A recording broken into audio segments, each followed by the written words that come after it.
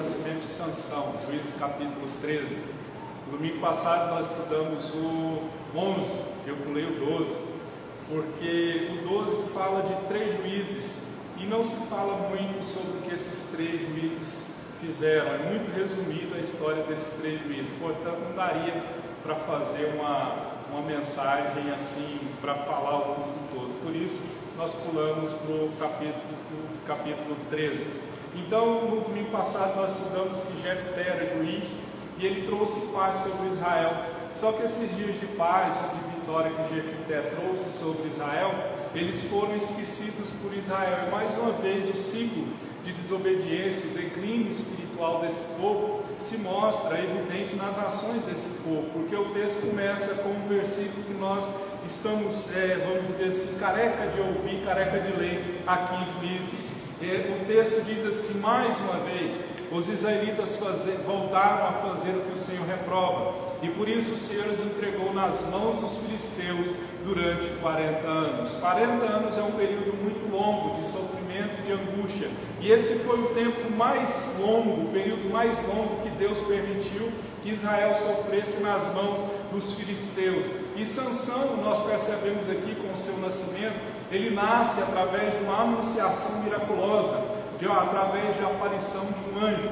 Ele já nasce com a missão de libertar Israel. Mesmo antes de nascer, ele já tinha uma missão que era libertar Israel. Mas antes de falar sobre o nascimento de Sansão, nós temos que entender que a história de Sansão é cheia de altos e baixos, porque Sansão ele não era previsível e nem confiável, porque Sansão ele tinha ânimo dobre. E Tiago capítulo 1 verso 8 diz que um homem de ânimo dobre, ele é inconstante em todos os seus caminhos. A maior habilidade que o homem pode ter é a confiabilidade, que é algo difícil de se achar hoje, que é confiar em outras pessoas. Mas no caso de Sansão era preciso confiar desconfiando, porque ele tinha coragem diante dos homens. Um homem que foi dotado de uma força descomunal, extraordinária, fora do comum, mas a gente pode ver que ele tinha coragem diante dos homens, mas ele não resistia aos encantos femininos.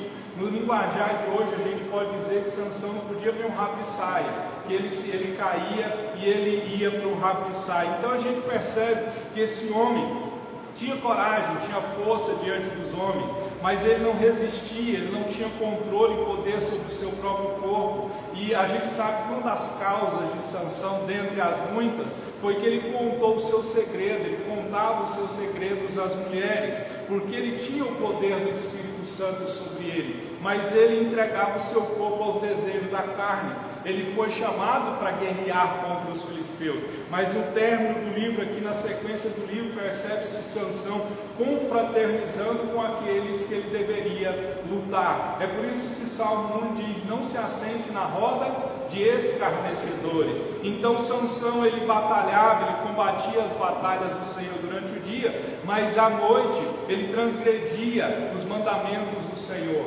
Então Sansão ele foi um dos 6 juízes que Deus levantou, um dos vários juízes que Deus levantou para libertar Israel. Ele deveria ter julgado Israel por 40 anos, mas ele só ficou por 20 anos. Em Sansão a gente pode aprender o seguinte princípio, que o começar é muito bom, porém muito melhor é terminar. Por isso que Salomão escreveu: melhor é o fim das coisas do que o seu princípio. Então começar não é difícil, difícil é terminar o que você começou. Então na sequência do livro de Juízes, percebe-se um pouco que começa bem e termina mal. Então a gente tem que entender, Mateus 24:13, aquele que perseverar até o fim será salvo. Nós temos que perseverar com tempos de paz, com tempos de perseguição, tendo ou não tendo, nós temos que perseverar e permanecer firme até o fim. Então Sansão ele teve um bom começo, mas infelizmente ele terminou muito mal. Tem uma mensagem que, se você procurar na internet, o nome dela, eu tenho ela lá em cima, é assim: Sansão de príncipe a palhaço. Ele terminou como palhaço nas mãos dos filisteus, porque ele não soube dominar a si próprio. Então a gente vai ver como foi o nascimento desse homem, que teve grande poder e que teve grande papel, apesar dos seus pontos fracos. Sansão foi o homem de Deus. O bom de Deus é que Deus usa pessoas assim como Sansão e assim como eu e você, pessoas fracas, pessoas que por si só não conseguem nada. É por isso que nós necessitamos tanto da graça. Graça é um favor que nós não merecemos.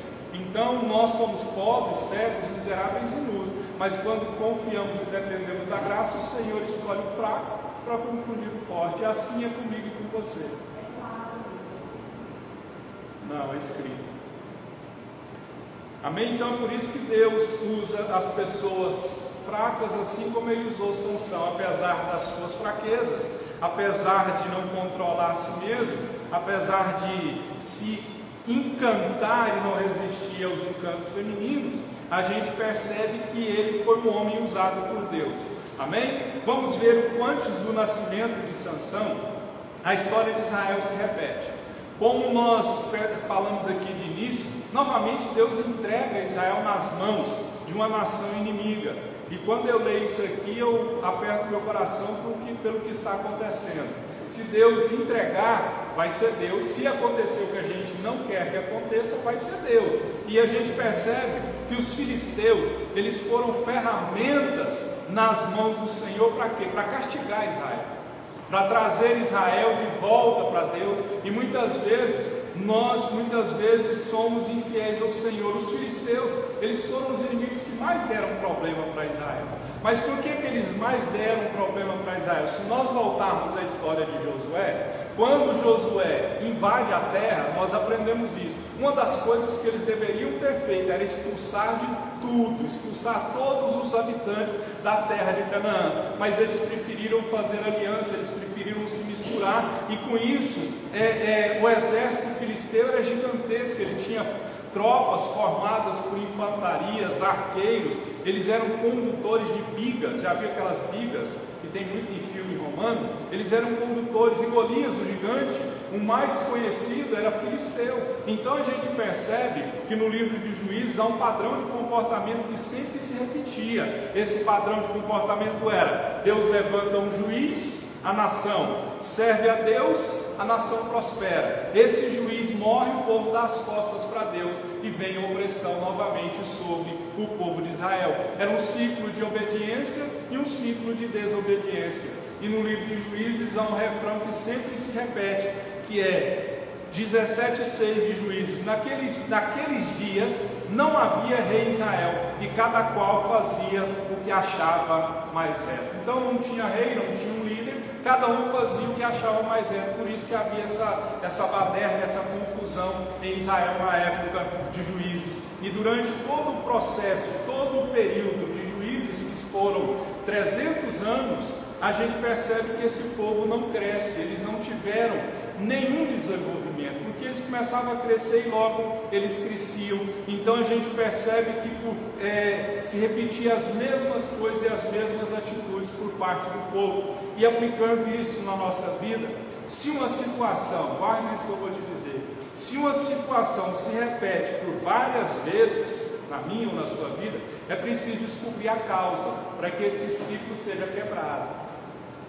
Então, se uma situação está se repetindo várias e várias vezes, tem que se descobrir a causa, por que aquilo está acontecendo, para que esse ciclo seja quebrado. Tem um texto em Provérbios, eu não estou dizendo que eu concordo, eu já falei sobre isso, eu não estou dizendo que existe maldição hereditária, mas a Bíblia diz que não existe maldição se não tiver uma causa. Então, se existe um mal, é porque tem uma causa. Se existe um problema, é porque tem uma causa. Se está se repetindo várias vezes a mesma coisa, tem que se descobrir a causa para que haja quebra desse ciclo. Amém? Então, antes do nascimento de Sansão, a história de Israel se repetiu. Novamente, eles voltaram a fazer o que o Senhor reprova, e por isso eles foram entregues nas mãos dos filisteus por 40 longos anos. Amém? Então, depois o que acontece? O verso 2 do nascimento de Sansão. Deus enviou um anjo para anunciar o nascimento de Sansão. A gente percebe que mesmo no capítulo 13 não se faz alusão, não se mostra Israel se arrependendo. No capítulo 13 não mostra Israel pedindo perdão, não mostra Israel tendo remorso por causa do pecado deles. Mas mesmo assim Deus resolveu livrar o povo do inimigo. É por isso que os desígnios de Deus, eles são insondáveis. É por isso que tem coisas que nós nunca vamos entender o porquê das coisas. Porque aqui o texto não dá entendimento e não mostra que Israel se arrepende. Mas Deus, na sua graça, que é um favor imerecido, e Deus, na sua misericórdia, que livra do juízo, Deus resolveu livrar esse povo das mãos do inimigo, e Deus usa um novo método para levantar um juiz. Qual foi o novo método? De todos os juízes, Sansão foi o único que nasceu para liderar. Os outros juízes que lideraram Israel, eles já haviam nascido, mas Sansão não. Sansão ele foi escolhido antes de nascer. Ele foi escolhido antes de nascer. E quando eu olho para isso, eu lembro de mim e de você. Jeremias diz que antes que nós nascêssemos, nós já havíamos sido consagrados profeta às nações. Então, antes de você nascer, antes de eu nascer, Deus já tinha um plano e Deus já tinha um propósito sobre a minha e sobre a sua vida. Então, a gente percebe que a missão desse juiz foi anunciada. Qual era a missão? Ele deveria liderar Israel. Só que o anjo aparece para essa mulher. Se você prestou atenção, o anjo diz para uma mulher que era estéril, que ela seria mãe do futuro juiz de Israel.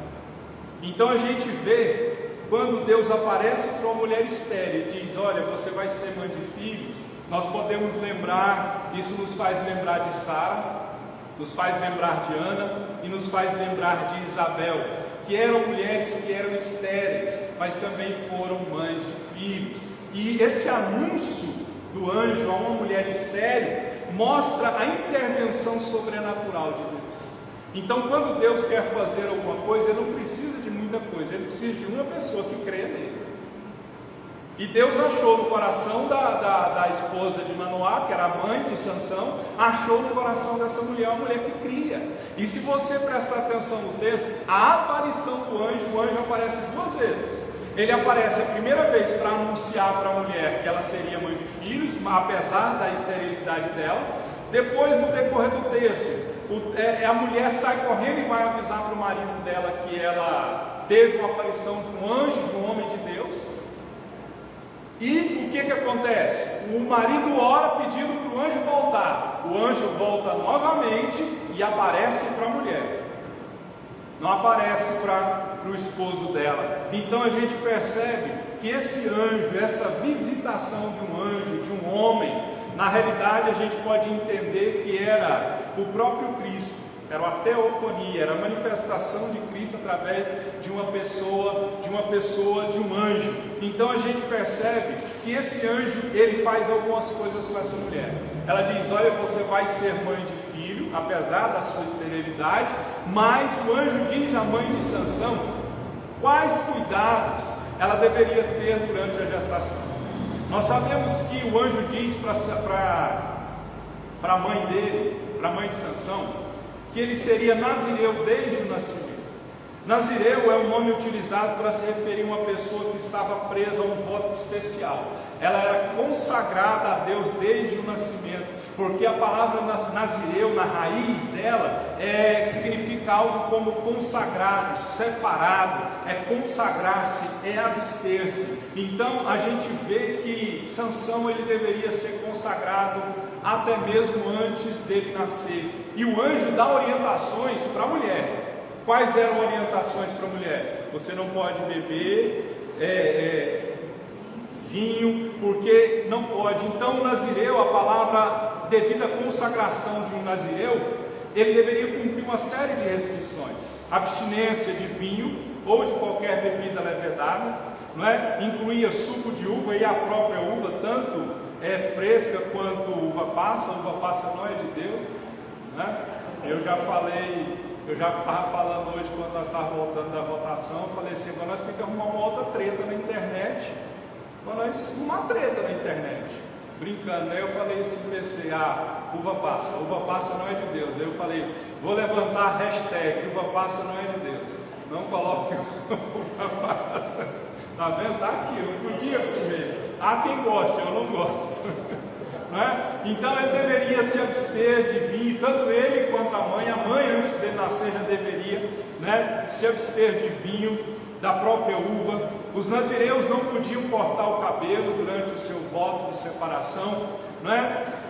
Ele também não poderia se aproximar de um cadáver, mesmo que fosse de um parente mais próximo, porque se ele se aproximasse de um cadáver, isso implicava em contaminação da vida dele. Então a gente vê que durante esse voto, ele não podia fazer essas três coisas. E na Bíblia só se acha 3 pessoas que foram separadas para o nazirado, que foram Sansão, Samuel e João Batista. Somente essas 3 pessoas foram separadas para isso. Mas aí você diz assim, mas então eu não preciso me consagrar. Não, a Bíblia diz que você precisa. Nós devemos andar em santidade. Nós não precisamos nos abster de tomar um suco de uva, de cortar o cabelo, de tocar um cadáver. Nós não precisamos de abster disso. Tem alguns crentes que precisam se abster da bebida alcoólica, porque bebe como se não fosse crente, né? Que eu acho um absurdo. A Bíblia não proíbe, é a conversa que muitos dizem, a Bíblia não proíbe beber bebida alcoólica. Realmente ela não proíbe, mas quem consegue ficar só num copo? Quem consegue ficar só num copo? Ninguém. Então eu por mim próprio, eu prefiro não beber. Por quê? Paulo disse assim, se o seu irmão se escandaliza de comer carne, não come carne. Então, agora, vai beber lá, você e sua esposa, quietinho no canto lá? Bebe lá, mas não faz, não envergonha o nome de Cristo, não. Porque depois, se alguém bebe e a pessoa é crente, o não crente vai dizer, o ímpio vai dizer, vai apontar o dedo, você não é crente? Você está passando vergonha. Esse é o meu ponto de vista. Pense da forma que você achar melhor. Eu, como pastor, aconselho dessa forma, porque é complicado, é assunto complicado. Mas a gente deve andar em santidade, porque nós, como igreja, a igreja é um povo separado por Deus e para Deus. Um povo separado, a palavra grega eclésia significa um povo chamado para fora. Então a igreja ela foi tirada do mundo e separada para Deus, para usos e propósitos sagrados. Paulo diz que todo crente é santificado em Cristo Jesus. Nós não precisamos de ser canonizados, como a igreja católica afirma, porque Paulo diz em 1 Coríntios 1:2, a igreja de Deus que está em Corinto, aos santificados em Cristo Jesus. Então em Cristo nós somos santificados, nós fomos escolhidos para ser tirados do mundo, para ser com o propósito de evangelizar, de falar da verdade de Deus. Então nós andamos em santidade. Guarde isso que eu vou te dizer, nós estamos no mundo, mas nós não vivemos como o mundo. Nós vivemos, estamos no mundo, mas os nossos princípios são diferentes e tem que ser diferente do mundo lá fora. É por isso que nós temos que nos posicionar e bater o pé e dizer, os princípios de Deus que estão no meu coração não são esses que o mundo está pregando. Os meus princípios são diferentes. Podemos ser perseguidos? Podemos e vamos ser perseguidos. Desde quando o mundo é mundo, o crente é perseguido. Você concorda comigo? Não é porque época de eleição, não. Desde quando a igreja existe, desde quando o mundo é mundo, o crente é perseguido. Por que os crentes hoje não estão sendo perseguidos como outrora eram? Porque se misturaram com o mundo, se amoldaram com o mundo, se conformaram com o mundo, concordaram com o mundo. E por isso não estão sendo perseguidos. Mas bate o pé para você ver contra as pautas que estão aí na internet: homofobia, aborto, drogas, sexualização de crianças. Bate o pé para você ver se não vai perder amigo, se não vai perder seguidores, né? Bate o pé. Então a gente tem que entender, nós estamos no mundo, mas nós não vivemos com o mundo. Sansão foi escolhido para viver como nazireu, para viver para Deus e somente para Deus. Olha esse outro exemplo aqui: o barco está na água, mas a água não pode estar no barco. Nós estamos no mundo, mas o mundo não pode estar dentro de nós. O barco está na água, mas se a água que é o mundo entrar dentro do barco, o barco vai afundar. Por isso que Deus chamou Sansão para ser nazireu desde a gestação. Ó, você não vai beber vinho ou outra bebida levedada, você não pode comer uva, você não pode cortar o cabelo, você não pode se aproximar de cadáver, você não pode fazer nada disso, Sansão. Aí nós olhamos para nós e dizemos: eu não sou nazireu, mas Deus instituiu coisas para nós não fazermos. Paulo disse assim, olha o que o apóstolo Paulo já disse: todas as coisas me são lícitas, mas nem todas me convêm. Eu posso fazer de tudo, mas tem coisas que não convém ao crente fazer. Você concorda? Tem coisas que não convém ao crente fazer, tem lugares que não convém ao crente de ir, tem amizades que não convém o crente ter. Isso é separação. Nós não vamos viver dentro de uma bolha, mas nós temos que ser luz em meias trevas, sal que salga a terra. Alguém disse que é um desses reformadores, Spurgeon, Calvino, eu não me lembro, mas ele disse que Deus não nos chamou para ser o docinho da terra, Deus nos chamou para ser o sal. E alguém até disse o sal grosso. Nós temos que ser sal. A Bíblia diz: se o sal perde o seu sabor, ele não serve para nada. Então Deus enviou um anjo para falar com a mãe de Sansão, e hoje Deus me enviou aqui. Eu não sou anjo, eu sou bonito igual o anjo. Por que não? Mas brincadeiras à parte, eu não sou anjo, nem quero ser, nem tenho pretensão de ser, mas Deus me chamou aqui hoje para falar para mim e para você que você tem um propósito, um chamado da terra, e que você e eu não podemos viver como o mundo lá fora vive. Amém? Nós temos que ser diferente, fazer diferença. Esse é o nosso papel, andar em santidade. A Bíblia diz: em santidade ninguém vê o Senhor. Amém? O texto mostra aqui, isso aqui é interessantíssimo. O texto mostra que a libertação que Sansão faria em Israel seria incompleta. Lembra que ele foi chamado para 40 anos, mas só foi juiz por 20? Porque o texto diz assim, quando o anjo aparece para a mãe de Sansão, há uma frase que diz assim: ele começará a livrar Israel do poder dos filisteus. Então a gente entende que Sansão não livra o povo totalmente, ele começa um processo de libertação. Ele começou um projeto de Deus naquele povo. A vitória que é sobre os filisteus não veio através de Sansão de imediato, levou tempo.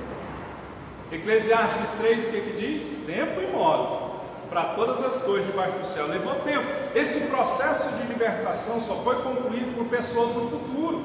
Quais foram essas pessoas do futuro? Foi necessária as orações do profeta Samuel, foi necessária as conquistas de Davi, para que a obra que Sansão começou, que Josué começou, se concretizasse na vida do povo de Israel.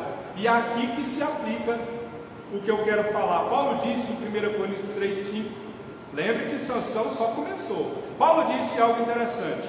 Ele diz: há aqueles que preparam o terreno, né? Porque lá o texto diz assim: Paulo plantou, Apolo regou, mas quem dá o crescimento é Deus. Então Paulo estava dizendo que há aqueles que preparam o terreno, e há aqueles que regam o que foi semeado, e há aqueles que colhem o fruto da colheita. Então Paulo pergunta para a igreja de Corinto, ele faz a pergunta: quem é Apolo? Porque o Paulo estava discutindo, né? Eu sou de Paulo, eu sou de Apolo. Aí Deus entra e pergunta: quem é Paulo? Quem é Apolo? E Paulo responde: servos por meio de quem crestes. Então tanto Paulo quanto Apolo, eles eram servos de Cristo. É por isso que a nossa ênfase tem que recair sobre Deus e não sobre o obreiro. Foi Deus. Deus usou o pastor, mas quem usou o pastor? Foi Deus. A ênfase não pode estar no obreiro. Então nós temos que tirar os olhos dos instrumentos e colocar em Jesus. Paulo olha e fala: vocês estão brigando aí, quem sou eu? Quem é Apolo? Um planta, outro rega, quem dá o crescimento? Vocês podem plantar, vocês podem regar, mas se Deus não der o crescimento, o trabalho de vocês é inútil, é vão. É por isso que Sansão começa uma obra e ele não termina. E não estou dizendo que nós não devemos terminar o que começamos. No caso de Sansão isso aconteceu. Então ambas as funções são importantes. Plantar é importante, regar é importante, mas tudo é inútil se Deus não der o crescimento. Tudo é inútil. Paulo diz: eu plantei, Apolo regou, mas o crescimento veio de Deus. Pastor, o que isso se aplica na minha vida? Para resumir o que eu quero dizer aqui, tem coisas, guarde o que eu vou dizer, tem coisas que eu e você iremos plantar, mas não veremos o crescimento, nem colheremos os frutos da nossa plantação. Você vai plantar uma semente agora, mas você não vai colher ela. E eu lembrei de uma história. Tem um ditado árabe que diz: quem planta tâmaras não colhe tâmaras. Por quê? As tâmaras levam de 80 a 100 anos para produzirem os primeiros frutos. Hoje eu estava lendo, de onde eu tirei isso aqui, com as tecnologias que existem hoje, esse tempo consegue se reduzir, né, devido à mudança genética, lá, sei lá como é que funciona, consegue se reduzir um pouco, mas a média é de 80 a 100 anos. Por isso que o ditado árabe diz: quem planta tâmara não come tâmara. E alguém, um jovem, perguntou para um senhor que estava plantando tâmara: por que você perde tempo plantando o que você não vai colher? O senhor respondeu: se todos pensassem como você, ninguém colheria tâmaras. Resumo da história, moral da história: não importa se você vai colher, o que importa é o que você vai deixar. É o legado que você vai deixar para as próximas gerações. É o legado para os filhos, para os netos. É o legado para a nação. É a sua história. É aquilo que você fez para tentar mudar a história da igreja. Hoje nós podemos lembrar de pessoas que passaram na nossa vida como igreja, né? Me vem aqui a cabeça da irmã Ana. Veio na cabeça aqui ela agora, irmã Ana, uma mulher de Deus, usada por Deus. Ela plantou sementes no meu ministério que ela não está colhendo, porque Deus a levou. Então nós temos que entender isso. Sansão começa uma obra, mas ele não consegue terminar essa obra. Só Davi, e mais à frente, que teve que terminar. Então Paulo, Apolo, Hélio, Vanessa, Isadora, Tiago, Leandro, Juliana, Sandra, Cris, Erlei, Pedro, Mateus, a maioria, muitas coisas que nós vamos fazer para Deus, elas vão ser sementes para as próximas gerações, sementes para outras pessoas. É por isso que o nosso testemunho tem que ser reto diante de Deus, para plantar a coisa certa, para quando a colheita vier para os próximos, a colheita seja a 30, 60 e a 100. Amém? Então dá para você entender a complexidade da nossa vida. Mas a gente pensa que, eu plantei hoje e eu tenho que colher. Algumas coisas você vai colher, né? Vão servir de benefício para você, mas quando é a amplitude da obra, na maioria das coisas nós não vamos colher. Nós não vamos colher. Então quem planta tâmara não colhe tâmara. 80 a 100 anos para uma tamareira crescer e nascer.